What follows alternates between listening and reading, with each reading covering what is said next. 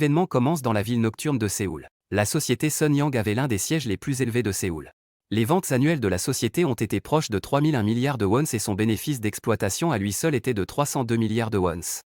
L'automobile, l'électronique, les télécommunications, les industries lourdes et chimiques, la distribution, la mode, les produits, dans toutes ces industries, l'entreprise s'est très bien comportée. Ils ont serré la main avec les contrats les plus lucratifs, la meilleure entreprise de la République de Corée, qui a pénétré littéralement toutes les industries. Ils ont même été reconnus sur scène comme la meilleure compagnie de l'année. Le protagoniste était originaire d'une zone rurale et était diplômé d'une université locale, mais lorsqu'il a reçu une notification d'acceptation à Sun Yang, les villageois ont accroché des affiches de félicitations sur les arbres. Le père a invité des membres de sa famille à une petite fête. Tout le monde s'amusait, on lui versait de l'alcool à l'infini, et quand il a été envoyé au quartier général de la planification stratégique, il lui a semblé que son cœur allait exploser de bonheur. Bientôt, il se tenait près de la porte avec l'enseigne du siège de la planification stratégique, mais il n'était qu'un nettoyeur sur un chantier de construction. Ce sont eux qui ont battu et tué les personnes indésirables de l'entreprise. Pendant qu'ils faisaient cela, leur chef regardait assis sur la touche. Le protagoniste était un homme qui effectue un travail fastidieux et, naturellement, terrible. En regardant le patron fumer une cigarette, le jeune Yin réalisa que c'était sa place. Mais il n'a pas baissé les bras. Il a commencé à étudier l'anglais le soir, en consultant de nombreux plans d'affaires. Patiemment, il a tout donné. Puis, à un moment donné, tous les aristocrates de la famille Sun Yang ont commencé à reconnaître le nom de Young Hang et à chaque fois ils voulaient quelque chose. Ils l'ont cherché. Lorsqu'ils devaient faire face à des incidents grands et petits et, bien sûr, à des cas illégaux, ils s'adressaient toujours au protagoniste. Après 13 ans, le protagoniste est devenu beaucoup plus sérieux. Personne ne connaissait mieux que lui la vérité cachée sur cette famille aristocratique. Les événements nous emmènent à l'aéroport d'où l'avion vient de décoller.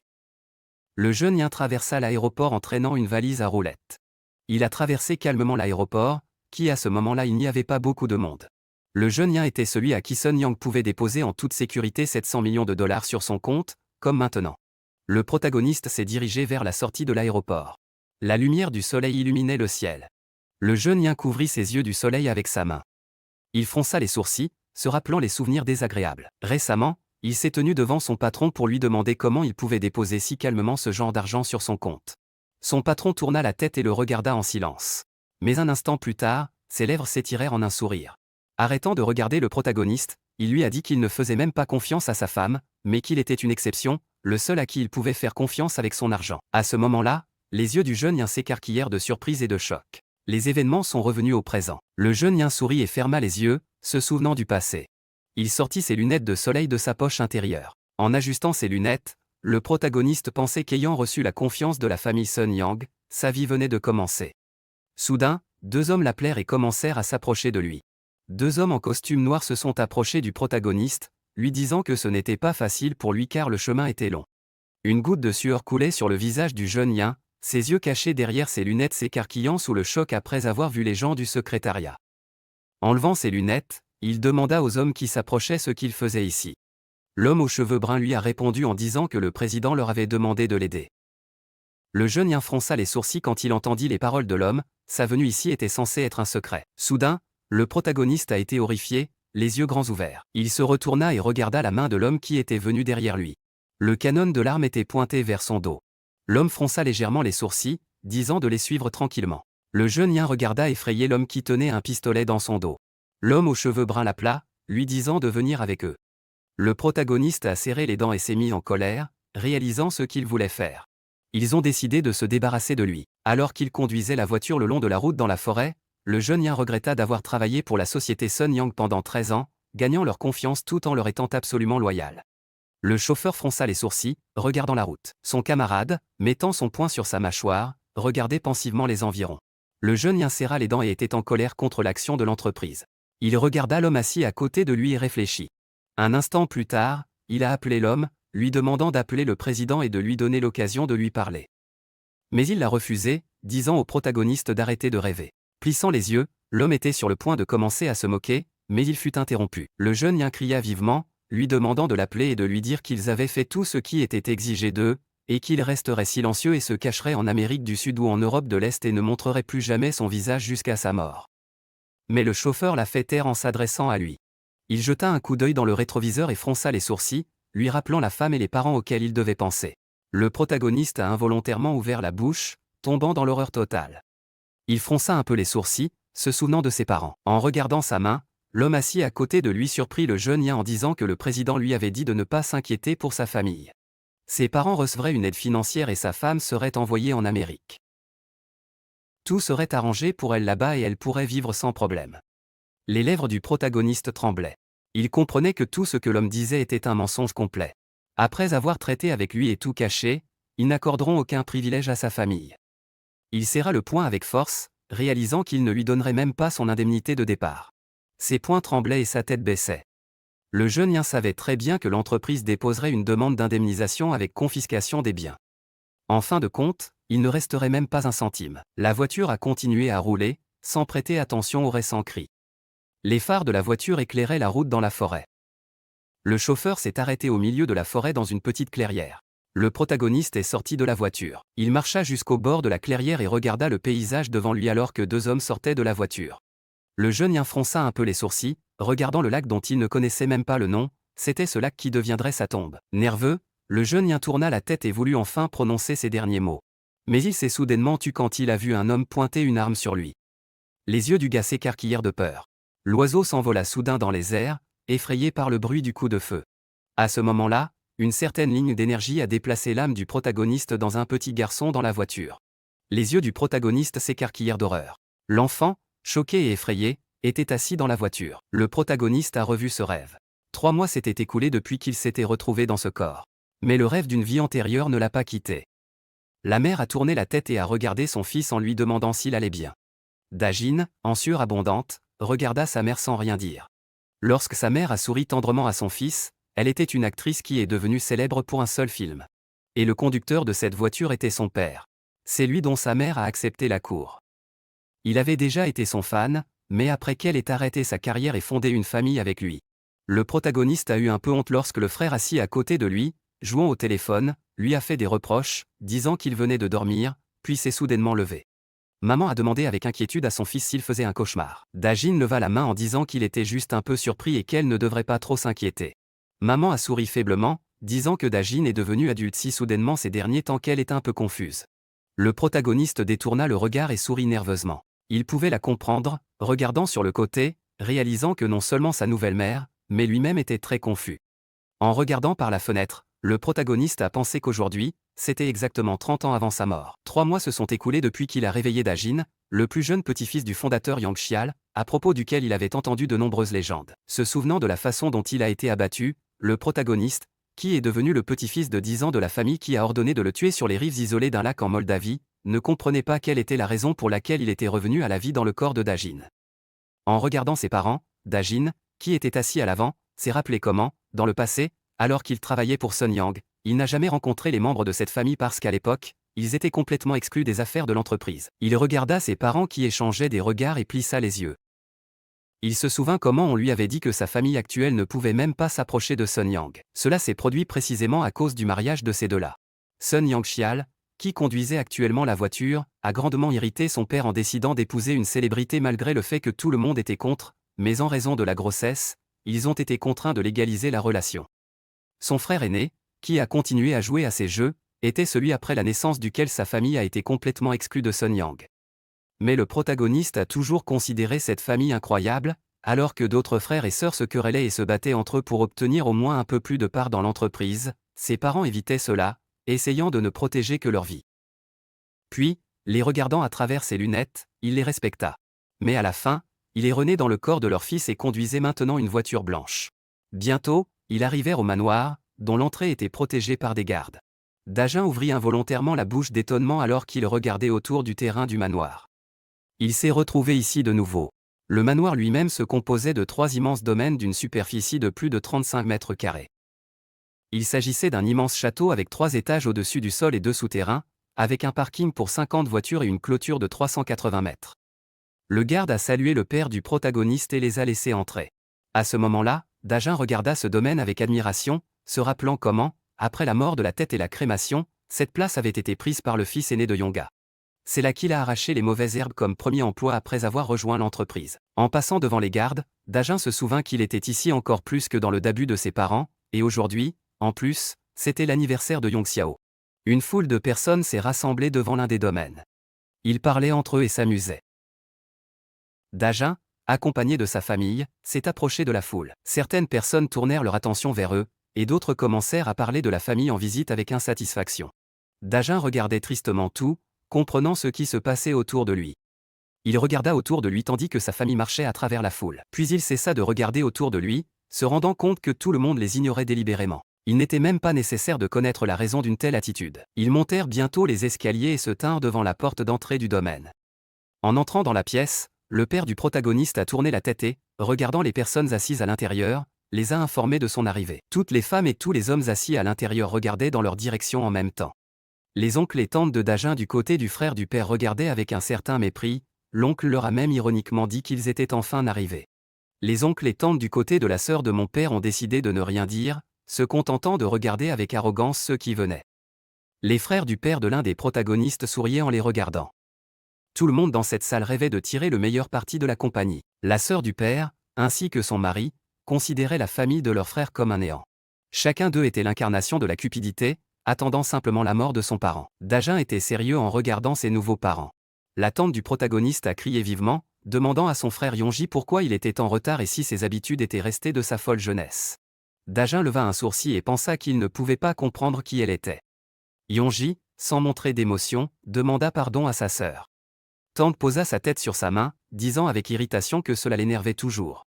Soudain, le protagoniste a imaginé l'image d'une vieille femme blonde avec un sourire sur le visage. Elle avait déjà 70 ans, mais elle changeait constamment et amenait ses très jeunes amants à montrer. Dajin couvrit son sourire de sa main, se souvenant du tempérament terrifiant de la femme pour laquelle il avait dû beaucoup souffrir. Soudain, la tante s'en aperçut et fronça les sourcils et demanda à Dajin s'il riait. Soudain, le frère et sa femme remarquèrent ce qui se passait. Le frère cessa de sourire et regarda Yonji avec mépris. D'autres membres de la famille ont également regardé la famille en visite avec mépris. Dajin baissa la main en disant qu'il ne riait pas. La tante se leva brusquement et se mit à crier, mais son frère aîné l'interrompit. Il serra les dents avec colère et lui demanda pourquoi, au moment exact où ils se rassemblaient tous, elle avait décidé de faire du bruit. Elle n'arrivait pas à se calmer, criant à son frère que l'enfant riait vraiment. Le cri soudain de Yankial les fit cesser de se disputer, leur père leur demandant qui osait crier dans leur maison. Yankial fronça les sourcils alors qu'il se tenait dans son costume gris. Le frère et la sœur baissèrent la tête et détournèrent le regard de peur. Yankial commença à descendre les escaliers. Frère Yonji et sa femme, qui étaient assis à proximité, baissèrent la tête de peur. Yankial descendit quelques marches de plus, mais cela suffisait à un autre frère Yonji pour baisser la tête et détourner le regard avec horreur. Yankial ferma les yeux en descendant les escaliers. La sœur de Yonji et son mari ont également baissé la tête de peur. Et seul Yonji et sa femme, ainsi que le protagoniste, n'étaient pas très effrayés, bien qu'ils aient baissé la tête. Une goutte de sueur coulait sur le visage du protagoniste alors qu'il regardait son grand-père, une légende vivante de l'entreprise. Tous ceux qui étaient assis auparavant se levèrent et s'inclinèrent devant le père descendant, un homme dont ses propres enfants avaient peur. Une veine est même apparue sur le visage du frère aîné. Son front était plissé, et la source de sa peur était l'argent que son père avait. Le cadet fronça les sourcils, ses lèvres tremblèrent, un avenir dans lequel il n'hériterait de rien, ni de sa valeur nette, qui serait prise par d'autres héritiers, cela lui faisait peur. Le plus jeune fronça les sourcils et avait peur de ne pas pouvoir maintenir son statut de Kébal. La fille détourna le regard, c'était elle qui comprenait que toutes ces peurs étaient entrelacées et devenaient la raison de leur peur de leur père. Finalement, Yankial descendit les escaliers. L'homme aux cheveux blancs était très tendu. Les veines étaient visibles sur son visage, on l'appelait autrefois l'homme à la partie de fer, il regardait ses enfants avec colère. Seul le protagoniste regardait avec une certaine excitation son nouveau grand-père, un homme qu'il n'avait jamais rencontré. Dong Xiao s'inclina profondément en annonçant leur arrivée à son père. Yankial regarda la fille et les veines de son visage disparurent.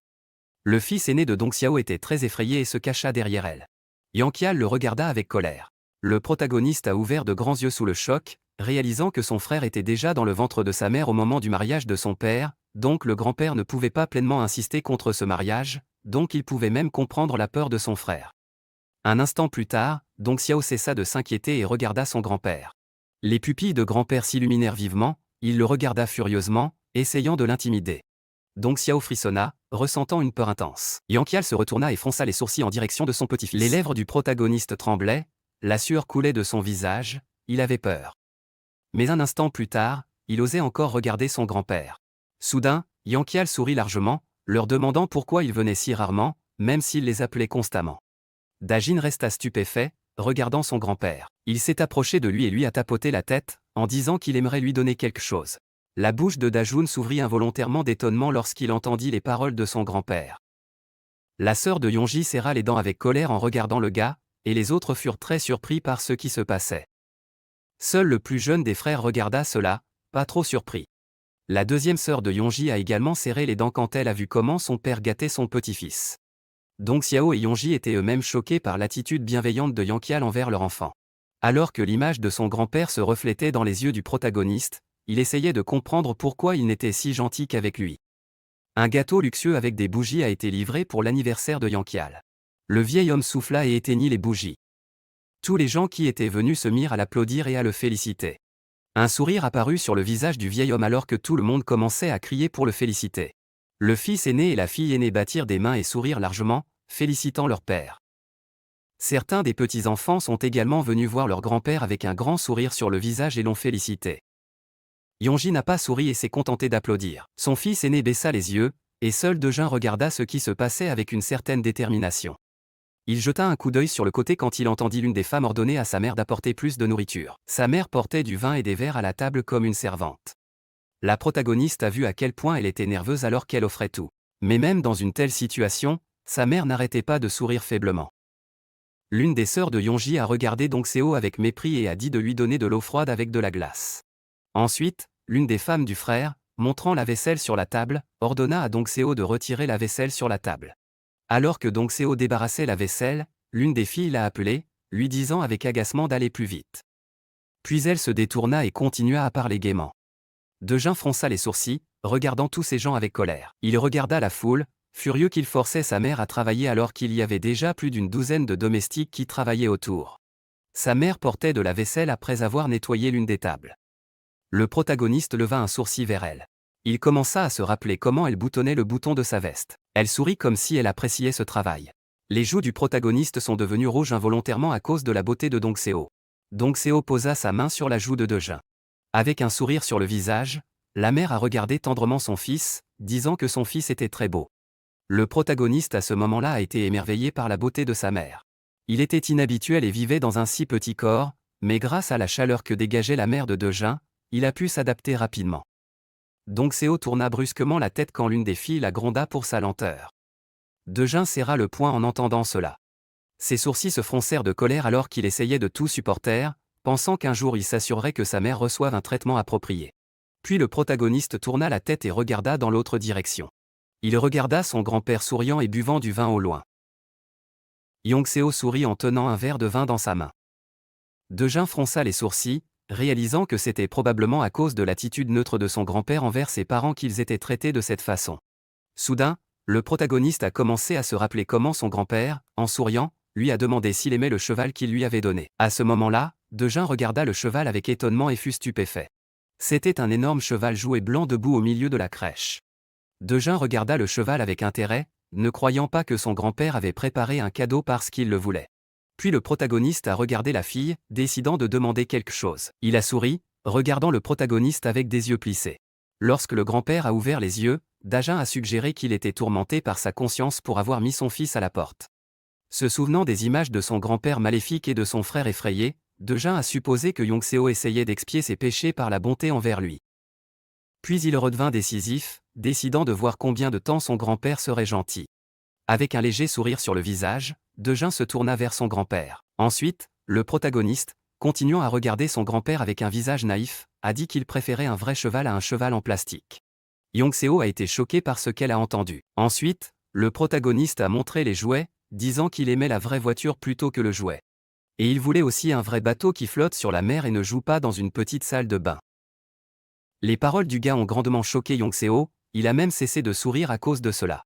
Dejun se sentait horrifié, ne sachant pas s'il n'était pas allé trop loin. Fronçant les sourcils, Yongseo demanda à son petit-fils ce qu'il pensait être réel. Le protagoniste a rapidement repris ses esprits et a souri et a répondu à son grand-père, en disant que ce qui a été fait par son grand-père était réel parce qu'il crée de vraies voitures, des navires et des téléviseurs. Les paroles de son petit-fils surprirent grandement le vieux Yongseo. Il se pencha, les mains sur les genoux. Ses yeux regardaient attentivement le protagoniste. En regardant Yongseo Dejun, je me suis demandé s'il avait réussi le test et comment son grand-père l'avait pris sur parole. Penché, Yongseo écarta les lèvres et dit à son petit-fils que pour comprendre les vraies choses qu'il avait dites, il fallait travailler dur, vivre beaucoup de choses terribles et traverser des difficultés. Mais il n'a pas eu à passer par tout cela. Intérieurement, le protagoniste souriait aux paroles de son grand-père, bien qu'il ne le montrait pas sur son vrai corps. Dajin était celui qui a été utilisé, a fait tout le travail terrible, puis est mort complètement. De telles paroles ne pouvaient plus l'effrayer. Yongseo a commencé à se redresser, commençant à faire sa proposition au protagoniste. Avec un sourire sur le visage, Yongseo a suggéré au protagoniste de terminer cette année avec d'excellentes notes dans toutes les matières, puis, pour son anniversaire, il lui achèterait un vrai cheval. Les yeux du protagoniste s'écarquillèrent sous le choc après avoir entendu ce qu'il avait entendu. Même s'il était du coin, il est entré dans une université assez prestigieuse, et lui, qui a négligé le sommeil pour le bien de la connaissance, a posé les conditions pour qu'il obtienne une exigence dans toutes les matières à l'école primaire. Le vieil homme a souri et soupiré, demandant au protagoniste pourquoi il n'avait pas beaucoup confiance en lui. Un sourire s'est étiré sur le visage du protagoniste. Il n'était vraiment pas sûr, seulement qu'il ne pouvait pas bien l'obtenir. Avec un sourire narquois, il demanda à son grand-père, qui avait croisé les bras sur sa poitrine, si c'était tout ce qu'il avait à faire. Son grand-père lui répondit en disant qu'il l'attendrait. Yongseo sourit silencieusement en regardant son petit-fils. Le protagoniste lui-même a également regardé son grand-père avec un sourire. Les événements sont revenus au présent. Le protagoniste fronçant les sourcils a décidé de tout changer un peu. Soudain, un homme en costume l'a appelé, ainsi que son frère et d'autres enfants, en lui disant de le suivre. C'était Yonjin, avec un léger sourire sur le visage, disant aux enfants que grand-père avait ordonné qu'on les emmène dans la salle de jeu. Le protagoniste s'est soudainement mis en colère quand il a vu le gars, ses yeux se sont écarquillés. Il se souvint comment il avait été abattu sur le rivage, comment il se tenait devant Yonjin, qui était déjà son patron à ce moment-là, et aussi comment, en souriant, il lui avait dit qu'il ne faisait même pas confiance à sa femme, mais qu'il était une exception. C'est lui qui a donné l'ordre de tuer le protagoniste. Alors que les autres enfants suivaient Yonjin avec le sourire aux lèvres, le protagoniste et son frère se tenaient à l'écart. Alors que le Dejin intérieur était en colère, le protagoniste lui-même n'exprimait pas beaucoup ses émotions en se contrôlant. Maintenant, il n'était pas ionien, mais Dejin il n'avait pas besoin de s'inquiéter. Bientôt, les enfants sont arrivés dans la pièce avec un cheval blanc donné par Yongxiao au protagoniste. Kangjin poussa Dejin et se précipita en avant avec un sourire sur le visage. Bientôt, il grimpa dessus et se mit à rire des autres. Alors que les autres enfants s'amusaient avec Kangjin, Dajin et son frère se tenaient tristement près de la porte. Dejin fronça les sourcils et se mit en colère. Son frère toucha le poing serré de Dejin pour le calmer. Le protagoniste a regardé son frère, perplexe. En regardant le visage de son frère Dejin, il se rendit compte qu'il y était habitué, même si non seulement lui, mais toute sa famille y était habituée depuis longtemps. Un sourire narquois apparut sur le visage de Dejin alors qu'il décidait de ne pas tolérer un tel traitement. Sanjin avait l'air perplexe alors que son frère s'avançait. Les mains dans les poches, le protagoniste se tenait devant le cheval sur lequel Kangjin était assis, réfléchissant à ce qu'il allait faire de lui. Il regarda Kangjin, décidant d'abord de lui apprendre à ne pas être impoli à l'avenir pour faire une forte impression sur son grand-père. Kangjin, ne remarquant rien, était heureux et souriait. Kangjin jeta un coup d'œil au protagoniste lorsqu'il appela le cheval le sien. Sans presque aucune expression, le protagoniste a dit à Kangjin de descendre de son cheval puisqu'il était son cheval. Avec un large sourire, Kangjin a dit qu'il ferait ce qu'il voulait. Le reste des enfants qui se tenaient à l'écart ont commencé à rire du protagoniste. Dejin commença à lever sa jambe sans rien dire. Un instant plus tard, il donna un coup de pied à l'arrière du cheval, effrayant Kangjin qui était assis dessus. Mais même après avoir fait cela, le visage de Dejin n'exprimait aucune émotion. Kangjin avait très peur en regardant le protagoniste. Les autres enfants avaient aussi très peur et ont cessé de rire. Sanjin a été surpris par l'action de son frère. Le cheval et Kangjin tombèrent au sol. Kangjin, dont la jambe a été écrasée par le cheval, s'est mis à crier et à pleurer de douleur. L'un des enfants a crié qu'il appellerait les adultes. Kangjin pleura, se plaignant de sa jambe endolorie. Dajin s'est approché du gars en larmes et l'a appelé. Debout devant lui avec Dajin, il lui a dit de ne plus toucher à ce qui lui appartenait. Kangjin serra les dents et continua à pleurer en regardant Dejin. Dajin tourna la tête lorsqu'il entendit les cris d'une femme appelant Kangjin. Quand sa mère courut vers lui, Kangjin étendit les bras et commença à se plaindre. Des femmes dont les enfants jouaient aussi dans la pièce entrèrent dans la pièce, l'air perplexe devant ce qui se passait. L'un des ouvriers a soulevé le cheval et la mère de Kangjin a aidé Kangjin à lui retirer la jambe et l'a pris sur ses genoux. À ce moment-là, Dajin regarda sa mère, qui se couvrait la bouche avec une grande surprise. Un instant plus tard, il lui fit un clin d'œil avec un sourire narquois. Soudain, la paume d'une femme s'est approchée du protagoniste. Une seconde plus tard, Dejin a été giflé au visage. La mère de Kangjin, en colère, lui a demandé s'il était fou d'avoir fait une telle chose. Un instant plus tard, serrant les dents, elle frappa à nouveau le protagoniste. Mais Dejun ne s'est pas mis en colère et n'a ressenti aucune émotion après avoir reçu la deuxième gifle. Pas calmé par ses jurons, Kang Jin leva la main et décida de frapper à nouveau. Mais Danso couvrit son enfant de son corps, la sauvant du coup. Elle le serra fort dans ses bras tout en tremblant fortement. La mère de Kang Jin, en colère, lui ordonna de quitter Dajun immédiatement, mais Danso résista, lui demandant pardon. Dejun, qui était serré dans ses bras par sa mère, était très surpris. La mère s'est couvert les yeux pour protéger son enfant. La mère de Kang Jin serra les dents, une veine sortant sur son front. Lorsqu'elle leva la main pour frapper, le cri aigu de Yanchiel l'interrompit, forçant les femmes à regarder vers l'entrée. Elle se retourna brusquement et cessa d'être en colère. Yanchiel se tenait dans l'embrasure de la porte, choquant tout le monde. La mère de Kang Jin lui parla avec hésitation. Mais Yanchiel ne l'a pas écouté, lui ordonnant de tout arrêter et de prendre son fils et d'aller à l'hôpital. La mère de Kang Jin la prit dans ses bras et la portait. Yanchiel regarda son petit-fils, attendant que la fille emmène son fils et parte. Dejun regarda son grand-père tandis que Danso cessa de le serrer dans ses bras et commença à l'examiner. Fronçant les sourcils, Yanchiel ordonna à tout le monde de partir sauf Dejun. Un peu nerveuse, Danso prit son fils par les épaules et le regarda en face. Dejun lui sourit et hocha la tête, disant qu'il se verrait plus tard. Baissant la tête, la mère du protagoniste passa devant Yanchiel. En le dépassant, elle regarda son dos avec méfiance. Lorsqu'ils furent seuls, le grand-père demanda à son petit-fils si c'était lui qui le faisait. Dajun regarda son grand-père et le confirma.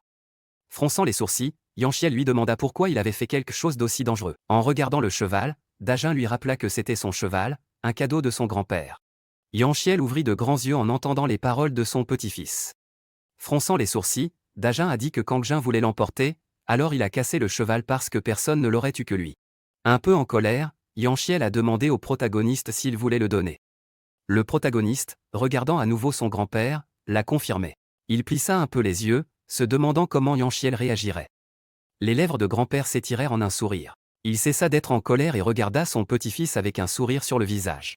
Voyant cela, Dajun confirma mentalement que Yanchiel aimerait cette cruauté. La cruauté du chef d'un empire qui ne veut pas perdre un pouce de terre, car ce sera une nécessité dans une guerre avec une menace extérieure.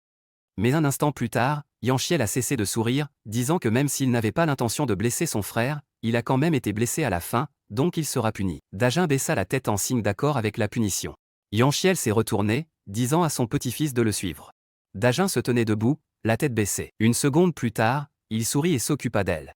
Bientôt, le protagoniste a été très choqué lorsqu'il est entré dans le bureau. Son grand-père s'approcha de la table d'honneur tandis que le reste de la compagnie s'asseyait à la longue table. Dajun ne put s'empêcher d'ouvrir la bouche sous le choc, bien que le bureau du président au 27e étage du siège de Signan soit toujours un bureau officiel. En regardant les personnes assises d'un côté de la table, le protagoniste s'est rendu compte qu'en fait, toutes les décisions étaient prises ici. En regardant les gens de l'autre côté, il étudia les gens assis à la table. Il jeta ensuite un coup d'œil à Yonjin, réalisant que c'était un endroit où seuls les riches pouvaient aller. Yanchiel croisa les bras en s'asseyant à son bureau. Il était le président de la branche, dirigeant la famille et l'entreprise. Rien qu'en regardant toutes les personnes présentes, Yanchiel relâcha une pression invisible. Debout immobile à l'entrée, Dajun était stupéfait, même s'il avait été membre de Signan pendant plus de 10 ans dans le passé et avait visité ce manoir d'innombrables fois. Il n'a jamais pu entrer dans le bureau de Yanchiel, mais maintenant il est enfin ici. Dajun s'agenouilla derrière Yanchiel. Il se pencha un peu, regardant tout le monde présent comme son grand-père.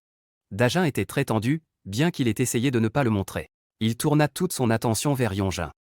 Le gars, étant le fils aîné de son oncle, s'est assis hésitant à la place de Yonji à l'âge de 20 ans. En le regardant, le protagoniste s'est rendu compte que Yonjin avait déjà été nommé au rôle de successeur. Yanchiel écarta les lèvres, ordonnant aux gens de lui dire ce qu'ils pensaient et comment les choses allaient se passer. L'un des directeurs a répondu à Yanchiel en disant que le président actuel était trop têtu, et que même si la fin de son mandat approchait, il n'abandonnerait pas. Fronçant les sourcils, Yanchiel leur a demandé ce qui se passerait si le président actuel était têtu. Ensuite, Yanchiel a demandé au directeur si le président pouvait recruter son armée. Il a regardé le président de l'entreprise et a confirmé cette possibilité. Yanchiel ferma les yeux et réfléchit. Les directeurs de section ont commencé à discuter de diverses possibilités et solutions aux problèmes. Dajun leva un peu les sourcils, ne comprenant pas de quelle période il parlait, de quel type d'armée il parlait, s'il parlait du pays, et non de la gestion de l'entreprise. L'un des directeurs a dit au président qu'il devait réfléchir à d'autres moyens, parce qu'aujourd'hui, il y avait plus d'1 million de personnes de tout le pays et, si l'on ajoutait à cela l'armée, peut-être 2 millions. Yanchiel a ouvert les yeux un peu surpris, demandant au directeur si les gens avaient peur des armes. Imaginant la scène de la manifestation, le réalisateur a dit que s'ils peuvent calmer les gens, ils auront à nouveau peur, mais si l'armée arrive pour aider, alors les protestations et les soulèvements ne seront que le début. Yanchiel a crié, demandant avec colère au directeur ce qu'il voulait dire par là, se préparant à la chute du gouvernement, pensait-il que le président de l'année prochaine serait issu de l'opposition. Ajustant ses lunettes, l'un des directeurs a dit que c'était possible. Yanchiel frappa la table avec ses poings. Tous les directeurs se turent soudain et fermèrent les yeux. Un Yanchiel en colère a crié, disant que bien sûr c'était possible, mais que cela pouvait aussi être l'inverse. Tout le monde baissa la tête et s'excusa en même temps pour ses paroles. Yanchiel s'est penché en arrière sur sa chaise de peur lorsque le président lui a demandé s'il avait besoin de les aligner pour qu'il puisse commencer à parler. Il a stupidement accepté de peur. Regardant son fils avec irritation, Yanchiel lui demanda qui serait le premier. Il était clairement nerveux, regardant son père. Un instant plus tard, il inclina la tête avec Yongin. Dajin regarda ces deux-là qui lui mirent tout sur le dos et ordonnèrent même son meurtre. Yanji a levé les mains, disant à son père que le gouvernement ne s'effondrera pas et que le successeur est déjà connu. Et ces manifestations durent depuis 7 ans, depuis le début du nouveau gouvernement. Mais maintenant, il a simplement pris un aspect plus sérieux. Les frères assis en face étaient d'accord avec leur aîné. Les autres directeurs baissèrent la tête sans dire un mot. Le protagoniste, assis sur ses genoux, pensait que tout était étrange pour lui, car dans 3 jours, une déclaration sur la reddition du président apparaîtrait. Et la Maison Bleue aurait déjà dû commencer à se former à ce moment-là, mais Signan ne connaissait pas cette information. Les directeurs parlaient entre eux avec dégoût. Certains se sont rapprochés les uns des autres et ont commencé à discuter passionnément de ce qui se passait. Dejun regardait tristement de côté, réalisant que tout le monde ne parlait que de qui était en ligne derrière qui. Se remémorant les rencontres qui ont eu lieu à son époque, le protagoniste s'attendait à voir l'élaboration d'une stratégie pour répondre au changement. Des prédictions sur la façon dont le monde et la société dans son ensemble vont se développer, comment la ville va changer, ou, du moins, des informations de haute qualité auxquelles les employés de bureau ordinaires n'auraient pas pensé. Le protagoniste serra la main dans un poing, déçu. Yanchial ferma les yeux, ordonnant à tout le monde de partir et d'écouter attentivement, recueillant des informations. Les directeurs se levèrent de leur siège et s'inclinèrent devant lui. Dajun regarda d'un air abattu tout le monde partir. Ils ont tous fini par se disputer jusqu'à la toute fin pour savoir qui était derrière qui. Le protagoniste a jeté un coup d'œil à son grand-père lorsqu'il l'a appelé, lui donnant la permission de se lever. Il tourna sa chaise pour regarder son petit-fils. Dajun tituba et se releva à peine. Il regarda ses pieds, s'appuyant de la main sur l'armoire. Il était resté assis sur ses genoux pendant trop longtemps, il ne pouvait donc pas se lever. Le protagoniste a regardé Yanchial sous le choc lorsqu'il l'a félicité. En regardant son petit-fils, Yanchial dit que beaucoup de temps s'était écoulé, mais il ne fronça pas les sourcils et ne montra aucun signe de difficulté. Même un adulte ne pouvait pas rester assis aussi immobile parce que ses jambes étaient inconfortables. Dajun sourit en entendant ces paroles. En fait, il ne faisait qu'écouter et n'a pas remarqué comment le temps passait et n'a ressenti aucune douleur dans ses jambes. Ensuite, Yanchial est devenu un peu plus sérieux, demandant au protagoniste pourquoi il avait changé si radicalement. Dajun s'est soudain rendu compte que son grand-père ne pouvait s'empêcher de remarquer le changement chez Dajun, habituellement timide et silencieux. La bouche de Yanchial s'est ouverte d'étonnement lorsque le protagoniste lui a dit qu'il n'allait plus le supporter. Baissant légèrement la tête, le protagoniste a déclaré qu'à cause de son père et de sa mère inactifs, il a dû l'endurer, mais maintenant il est tellement en colère qu'il ne peut plus se retenir. Yanchial regarda son petit-fils, qui baissa la tête sans rien dire. Dajun ferma les yeux, pensant que dans des moments comme ceux-ci, quelques larmes seraient bien. Soudain, le protagoniste a soudainement ouvert les yeux. Yanchial s'agenouilla et le serra dans ses bras. Dajun était très choqué, ne comprenant pas la réaction de son grand-père. Il éprouvait de la sympathie pour son petit-fils. Ses lèvres s'étirèrent en un sourire. Il décida de choquer à nouveau son grand-père avec ses paroles. Les yeux de son grand-père s'écarquillèrent lorsque Dajun lui dit d'être ami avec tous les trois. Yanchial attrapa le protagoniste par les épaules et le regarda fixement. Ses lèvres s'entr'ouvrirent lorsqu'il demanda à Dajun de quoi il parlait. Le protagoniste, avec une expression innocente sur son visage, a dit qu'il parlait de ce dont ils avaient discuté récemment à propos du prochain président. Ces paroles firent que Yanchial regarda son petit-fils avec surprise. Souriant légèrement, Dajun a déclaré que le président était la personne la plus puissante du pays et que si l'on ne savait pas qui le deviendrait, il valait mieux se lier d'amitié avec les 3 candidats. Yanchial fronça les sourcils en réfléchissant aux paroles de son petit-fils. Le protagoniste, avec une expression naïve sur son visage, a demandé à son grand-père s'il était possible de le faire.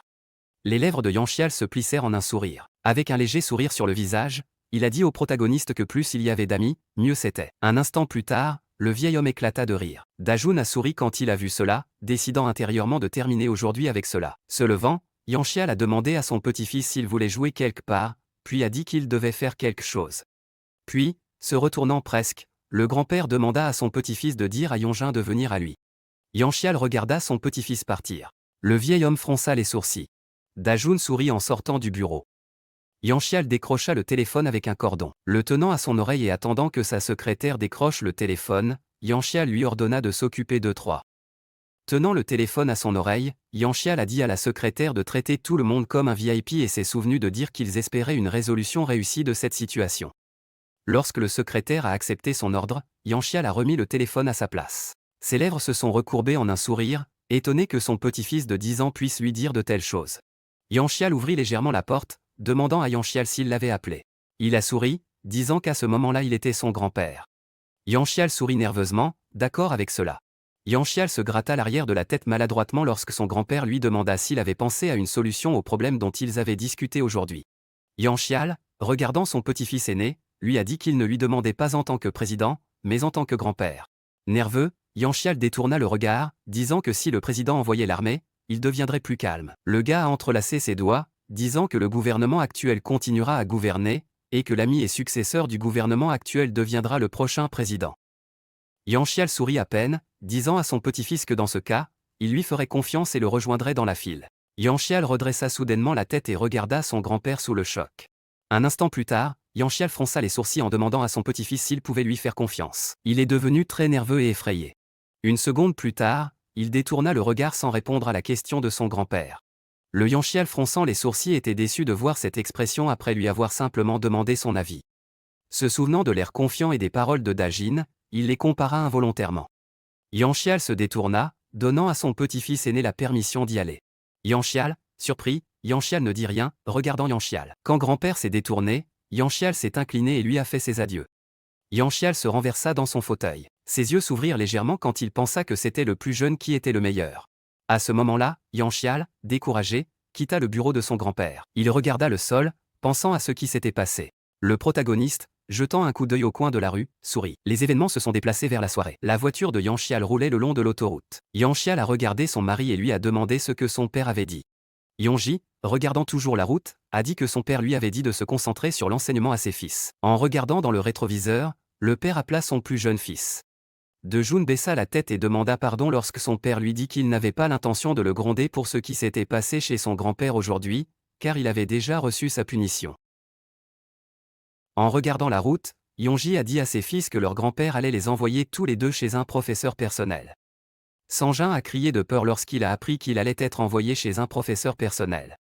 Yonji, qui était assis derrière le volant, a rassuré son fils en disant que s'il ne le voulait pas, il n'était pas obligé d'y aller. Puis le père regarda son plus jeune fils et lui demanda son avis. Le protagoniste a regardé son père, réalisant que maintenant il n'avait pas besoin d'un professeur, car c'était l'enseignant qui devait apprendre de lui, mais comme c'était l'ordre de son grand-père, il ne pouvait s'empêcher de le suivre. En regardant le siège de son père, Dejun exprima son accord. Yonji lui rappela que s'il ne le voulait pas, il pouvait refuser. Le fils, assis derrière le siège de son père, exprima le désir d'aller voir l'instituteur. Le père, entendant cela, dit qu'il préparerait tout. Yonji regarda involontairement par la fenêtre et réfléchit. Dejun regarda son frère qui avait posé son téléphone. Sanjin se pencha vers lui, disant à Dejun qu'il était génial aujourd'hui. Sanjin regarda son jeune frère Kuli, le remerciant d'avoir fait pleurer Kangjin. Dajun, regardant Sanjin, s'exclama mentalement, lorsque son frère s'éloigna et commença à regarder par la fenêtre en souriant. Dejun lui-même sourit, se rendant compte que son frère avait également accumulé du ressentiment. Les événements ont été reportés au 29 juin 1987. Le président, assis à la table, a déclaré qu'à cette époque, où les conflits et les antagonismes entre les peuples se transformaient en crise nationale, les protagonistes sirotaient le jus d'une paille en regardant cela. Des foules de gens regardaient les télévisions à l'intérieur des petits magasins tout en écoutant l'annonce de la déclaration du président, qui est devenue la déclaration officielle du gouvernement. Après le président, des responsables ont pris la parole. Les protagonistes sirotaient son jus, regardaient tout ce qui se passait, pensaient à ce que le président allait faire. Peu après, sa voiture s'est arrêtée près de leur maison. Les protagonistes sont sortis de la voiture et se sont dirigés vers la maison sous la surveillance d'un agent de sécurité. Quand il est entré, l'employé de la famille lui a dit que son grand-père était venu le voir. En l'entendant, les protagonistes ont été très surpris. Dejun et l'ouvrier se retournèrent brusquement lorsqu'ils entendirent Yanxial crier. Dejun regardait la maison, perplexe. Dongso, regardant le sol, a dit à Yanchil qu'elle n'avait jamais prétendu partager l'entreprise, et le père de Dejun non plus, et à l'avenir ce sera exactement la même chose. Yanchil fronça les sourcils, ne croyant pas immédiatement ses paroles. Dongsio inclina légèrement la tête sans dire un mot. Mais ensuite, elle jeta un coup d'œil à Yanchil en lui disant qu'elle comprenait son intention d'élever Dejun afin qu'il puisse réussir dans l'entreprise. En regardant grand-père Dejun, Dongsio lui a rappelé que son petit-fils n'a que 10 ans, et qu'elle aimerait donc qu'il décide quoi faire. Yanchil a commencé à se mettre en colère en disant qu'il allait les accepter à nouveau comme des enfants, mais elle refuse la dernière chance qu'il leur donne. Dongsio serra les poings pour lui demander pardon. Ensuite, elle s'est calmée, fermant les yeux, a dit qu'elle et Yonji veulent qu'il vive en faisant ce qu'il veut. Yanchil serra les dents et devint très en colère contre les paroles de Dongsio. Soudain, le protagoniste a appelé son grand-père, les amenant tous les deux à regarder dans sa direction.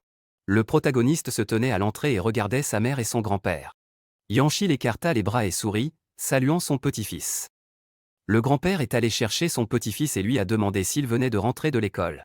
Dajun détourna le regard, étonné de la force du vieil homme. À ce moment-là, le bord de la lèvre de Dongsio se souleva légèrement. Dajun regarda sa mère, qui restait toujours silencieuse devant son grand-père, mais cette fois-ci, elle décida de parler à cause de ses problèmes. La question du petit-fils choqua beaucoup Yanchil, qui lui demanda s'il était en colère tout à l'heure. Allongeant son petit-fils sur le sol, Yanchil sourit. Lui demandant pourquoi il serait en colère, il éleva simplement un peu la voix. Dongsio est sorti du lit en disant à son fils que grand-père n'était pas en colère et qu'il ne faisait que parler. Le protagoniste plissa les yeux et regarda fixement son grand-père et sa mère, se demandant mentalement s'il pensait vraiment qu'il ne comprenait rien. Sa mère et son grand-père détournèrent le regard lorsque Dajun leur demanda de ne pas se battre pour lui. En regardant sa mère, le protagoniste a dit que, tout comme sa mère l'a dit, quand il sera grand, il deviendra exactement ce qu'il veut.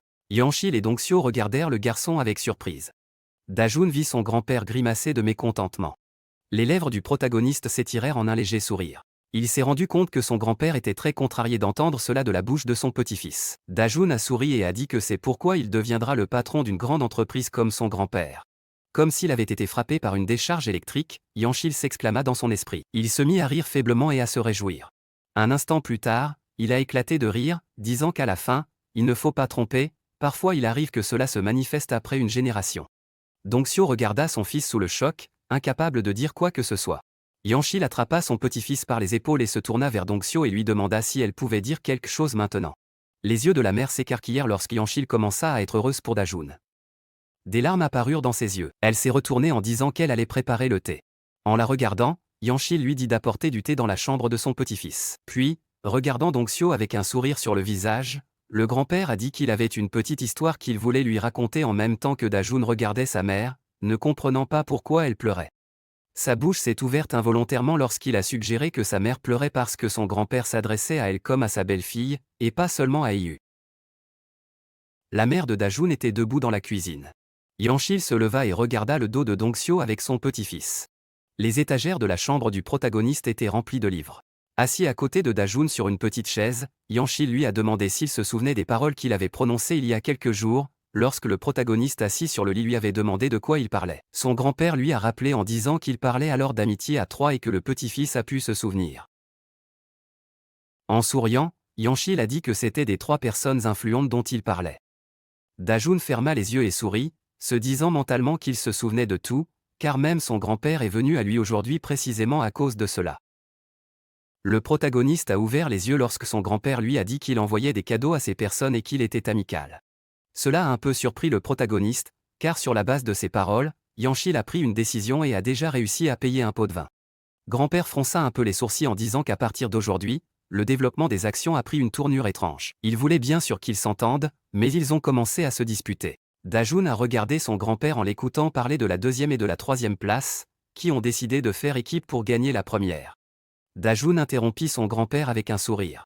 Dajun a ri et a demandé à son grand-père si les 3 personnes dont il parlait étaient celles qui allaient se disputer le poste de président. Yanchil sourit en disant que chacun devait devenir quelque chose comme un préfet. En regardant son grand-père, le protagoniste lui a demandé si les 2e et 3e places s'unissaient et gagnaient. Deviendra-t-il le chef et son adjoint? Yanchil a réfuté cela en disant qu'il n'y a qu'un seul chef pour gouverner le pays. Dajun leva les mains et ferma les yeux, disant que dans ce cas, il n'y a aucun intérêt à ce que la 2e et la 3e s'unissent, car parmi eux un seul deviendra le chef. Yanchil cessa de sourire, demandant à son petit-fils avec surprise si cela signifiait qu'ils n'étaient pas unis. Dajun a ouvert les yeux et regardant son grand-père a dit que le troisième n'aiderait pas simplement le second sans rien recevoir en retour. La 10e place, la 20e ou la dernière à partir de la fin pourrait aider, mais certainement pas la 3e. Les yeux de Yanchil s'écarquillèrent sous le choc de ce qu'elle entendit. Ses lèvres s'entr'ouvrirent alors qu'il contemplait l'issue possible des événements. En imaginant les deux candidats, le protagoniste a dit mentalement que, contrairement à ce qu'il semble, ils ne se sont pas aidés mutuellement. Il n'est pas nécessaire de parler verbeusement et en détail du futur grand-père, car il a des doutes différents et un point de vue différent. En regardant la silhouette de son grand-père, Dajun comprit qu'il n'avait qu'à lui donner une idée. Yanchil fronça les sourcils à ce moment-là, pensant que toutes les personnes influentes qu'il rencontrait ne remettaient pas en question l'unification. Mais son petit-fils a été le seul à dire que cela ne pouvait pas arriver.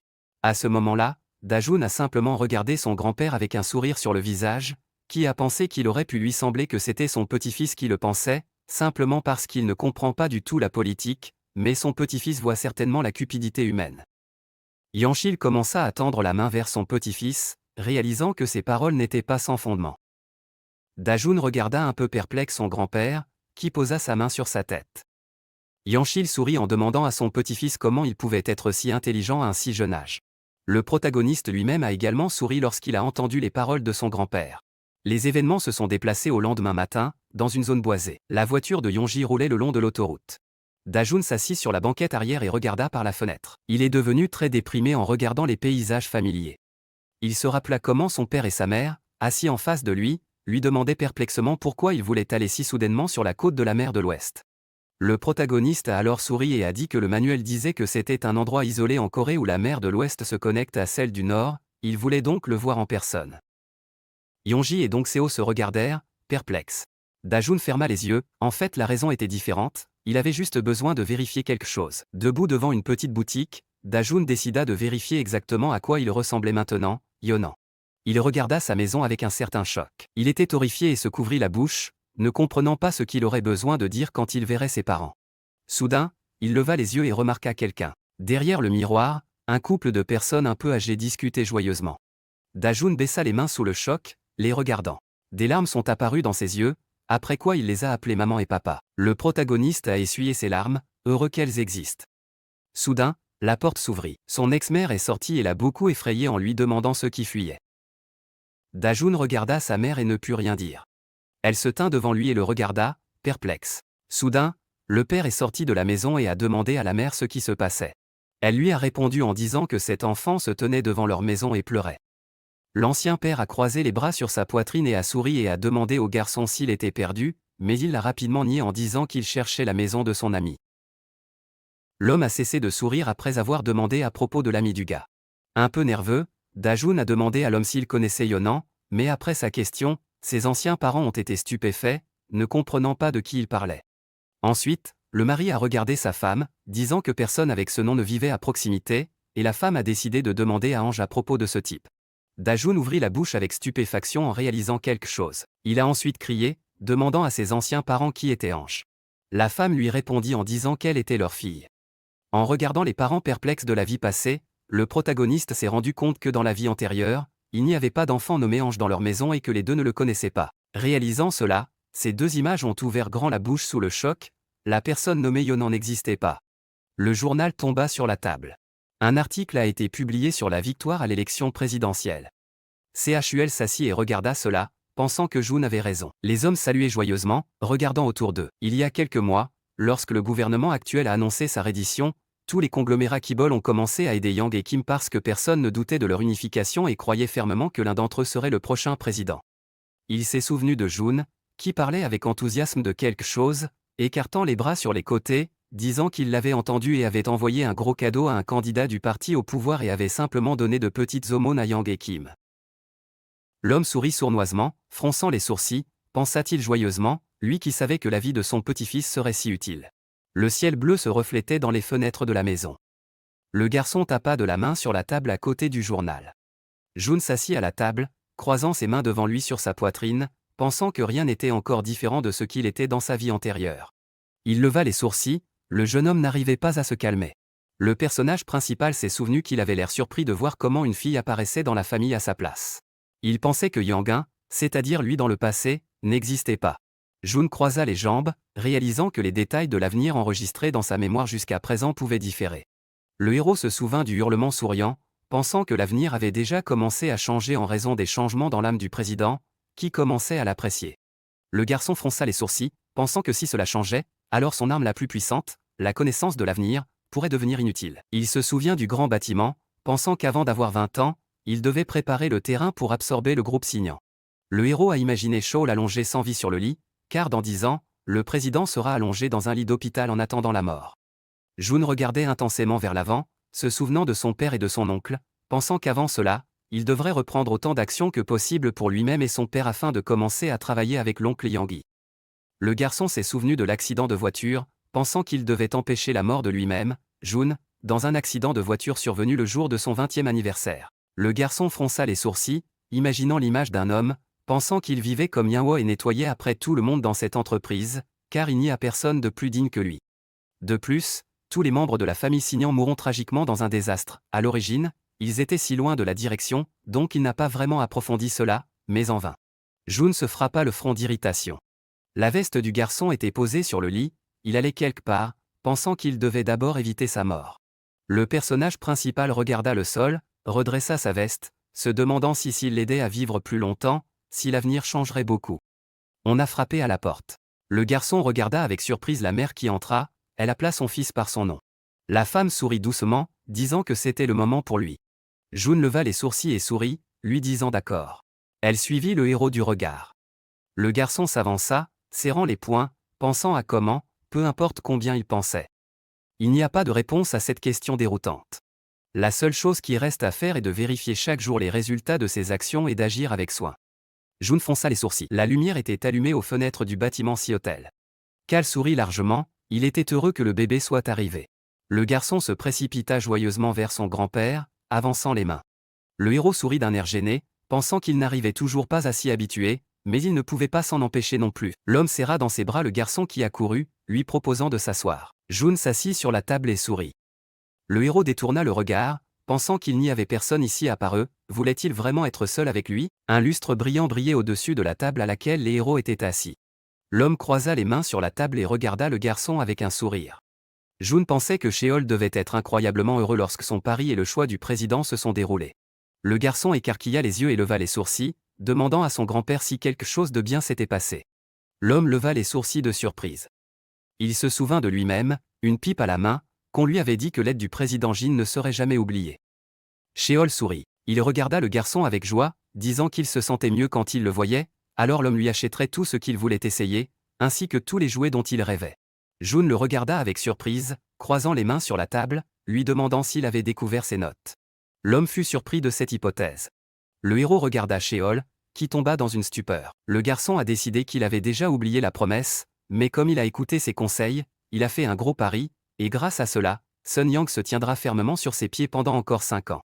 Le garçon a souri, disant qu'il avait reçu d'excellentes notes dans toutes les matières, 100 points chacune. Sheol leva les sourcils. Surpris par cela, le héros a dit qu'il était le seul de la classe. L'homme a ri bruyamment, disant qu'il était déjà si tard, donc il ne pourrait pas acheter un cheval pour le moment. Le personnage principal a souri, se demandant s'il avait besoin d'un cheval, bien que ce ne soit qu'une couverture pour en obtenir encore plus. Le garçon sourit, remuant ses doigts, disant que tout allait bien, qu'il ne savait même pas comment le conduire, et qu'une fois qu'il l'aurait appris, il pourrait l'acheter. Il regarda son grand-père avec surprise, lui demandant si ce n'était pas à cause de la promesse. Alors pourquoi? L'homme a souri, disant que grâce à Jun, son entreprise était devenue beaucoup plus grande, ce qui signifiait qu'il gagnerait beaucoup d'argent. Le personnage principal a souri et lui a demandé s'il pouvait lui donner quelque chose de plus que ce qui lui avait été promis. Sheol détourna pensivement le regard, disant que c'était ainsi, il promit d'acheter un vrai cheval, mais qu'est-ce qui serait mieux et mieux que cela? Le garçon l'a regardé, disant à son grand-père que s'il achetait un cheval, il serait gardé dans son ranch sur l'île de Jeju, et qu'il ne pourrait pas y monter tous les jours. L'homme a levé la main sur son menton, se demandant quoi faire. On frappa à la grande porte en bois. Des hommes en costume l'ont ouverte et des personnes portant de la nourriture sont entrées dans la pièce. Cole regarda joyeusement dans leur direction, leur suggérant d'y penser en mangeant. Divers plats sont apparus sur la table, tels que de la salade, des gâteaux décorés de fraises, des sushis et des petits pains, des tartes et des collations. Le garçon sourit, disant à son grand-père de profiter de son repas. Il leva les sourcils, rapprochant ses baguettes, remerciant le jeune homme. Cole a dit avec joie qu'il pourrait construire un autre ranch pour pouvoir monter à cheval tous les jours. Le héros poussa un cri de surprise si c'était vrai. Le personnage principal a souri sournoisement, pensant que c'était exactement ce qu'il voulait entendre. L'homme leva les sourcils et sourit en parlant de lui donner un ranch pour qu'il puisse monter à cheval quand il le voulait, lui demandant comment il aimait l'idée. June sourit largement, joignant ses mains devant lui alors qu'il laissait échapper un cri de joie. Il courut vers l'homme et le serra dans ses bras en le remerciant. Chul a souri et lui a demandé s'il l'aimait vraiment à ce point. Le garçon clignota des yeux, pensant que la chose la plus importante allait arriver maintenant. June demanda où ce serait. Grand-père a souri, disant qu'il y avait un endroit juste au nord de Séoul appelé Unden qui avait déjà un ranch, donc il l'achèterait simplement. Le garçon regarda son grand-père avec surprise, mais dans son cœur, il était insatisfait, fronçant les sourcils, pensant que ce n'était pas l'endroit qu'il voulait. Cole regarda le héros avec surprise. June détourna le regard, disant qu'il aimait bien, mais ils vivent à Gangnam, qui est très loin. L'homme a souri, disant que le gamin était difficile parce qu'il n'y avait pas de ranch dans le sud de Séoul. June a levé les sourcils, disant qu'il fallait le faire et que grand-père pouvait tout créer. L'homme leva les sourcils de surprise, étonné par ces paroles. Il éclata de rire. Le personnage principal s'est figé, les yeux grands ouverts, ne comprenant pas pourquoi il riait autant. L'homme sourit et regarda le garçon, disant que sur les 48 branches de Sinyung, 19 avaient été créées de ses propres mains et que le reste avait été capturé. Le garçon le regarda avec surprise. Cole a présenté le bâtiment SI, en disant que la plupart des entreprises dans lesquelles il a mis la main ont été créées dans les premiers jours de Sinyung. C'est-à-dire qu'au début, dans tous les cas, vous devez tout faire vous-même, puis l'affection, la persévérance et le désir de développer un père. June leva les sourcils, surpris que l'homme prenne ses paroles sur la construction d'un ranch de cette façon. Cole a souri, fronçant les sourcils, disant qu'il aimait vraiment l'idée de construire un ranch. Il posa sa main sur l'épaule du héros, le garçon se figea de surprise. Chul sourit, disant qu'il aiderait June à faire son premier pas. Les yeux du garçon s'ouvrirent grands, il pensa que de cette façon son grand-père voulait lui apprendre le commerce.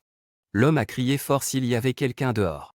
La porte a été ouverte par un homme en costume, qui répondait à sa question. Cole a levé les sourcils, lui demandant d'apporter une carte de Séoul et de Jinjidu. Le gars a immédiatement accepté. June sourit. Une rougeur apparut sur son visage. Il s'est dit que s'ils apportaient une carte, ce serait très bien. Le lustre brillait de mille feux. L'homme en costume a présenté une carte à l'homme. Il l'ouvrit.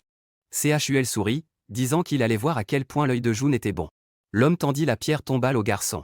Le président sourit, demandant au héros de marquer l'endroit où il voulait que le ranch soit construit. June ouvrit de grands yeux de surprise, pensant que c'était enfin arrivé. Il veut construire des dizaines de ranchs à travers le pays. S'il obtient à l'avance un terrain dont le prix va monter en flèche dans 10 ou 20 ans, cela sera-t-il une aide fiable dans la bataille pour une participation dans le groupe Sunyon? June se figea, un marqueur dans les mains, et regarda la carte. Chul lui sourit, lui disant de choisir judicieusement l'emplacement, de préférence pas dans le centre de Séoul, de Namjo ou de la province de Jinji. Le garçon sourit, encerclant un cercle sur la carte, disant qu'il serait ici. Cal prit pensivement la carte dans ses mains, remarquant qu'elle était un peu loin de sa maison. Le garçon demanda si c'était vraiment le cas. Grand-père s'est tourné vers l'homme en costume, lui demandant de connaître l'état de cette terre. Il avait besoin d'un résumé complet de l'état des choses. L'homme à lunettes prit la carte dans ses mains et, s'inclinant, sortit de la pièce. Le jeune homme regarda nerveusement sur le côté. Le grand-père, souriant, a proposé de commencer à manger. Le garçon a immédiatement accepté. Cal porta la tasse à sa bouche. June a mangé avec enthousiasme. L'homme s'est tourné vers le garçon, lui demandant comment il allait à l'école, combien d'amis il avait. Le héros a dit que tout était ainsi. Le héros sourit maladroitement. À l'intérieur, il était insatisfait, parce qu'il pensait que, à vrai dire, il n'avait pas d'amis autour de lui. Comment pouvait-il être ami avec de jeunes enfants alors qu'il avait déjà 40 ans? On frappa à la porte. Chul tourna la tête, regarda l'homme qui entrait, demandant ce qu'il y avait. L'homme a dit que la région s'appelle Southern Nukshi et a une zone de développement limitée. Il s'agit d'une zone rurale typique avec de nombreux champs de concombres et de melons. Le garçon était surpris. Son grand-père lisait les papiers remis. L'homme aux lunettes a déclaré que l'accès est difficile en raison de la médiocrité des infrastructures de transport. De plus, la zone la plus proche où vivent les gens est la plus pauvre. La probabilité de développement est évaluée comme étant très faible. Chul leva pensivement la main sur son menton, pensant qu'alors il ne serait pas difficile de construire un ranch. L'homme tapota du doigt sur la table. Le garçon regarda nerveusement sur le côté. Chul frappa à nouveau la table. Il s'est tourné vers l'homme en costume, lui demandant de savoir quel type de terrain pouvait être acheté pour plus de 50 000 péons. L'homme s'inclina devant le président, lui disant d'accord. June fronça les sourcils et sourit, pensant à ce qu'il avait accompli. L'homme s'éloigna de leur table et se dirigea vers la sortie. Le grand-père se tourna vers le garçon, croisant les mains sur la table, disant que la terre qu'il avait choisie n'était qu'un trou de boue à sa place. Il ne l'aurait pas pris. Le héros demanda pourquoi. CHUL regarda le garçon, disant qu'il lui faudrait beaucoup de temps pour générer des revenus. Peut-être que cela n'arriverait jamais de son vivant, il n'y avait donc aucune raison de l'acheter. Mais le garçon était différent de lui. Les yeux de Jun s'écarquillèrent, demandant pourquoi. L'homme s'est appuyé sur la table, disant que dans 20 ou 30 ans, cette terre pourrait avoir une grande valeur, et que le héros vivra longtemps, ce qui signifie qu'il pourra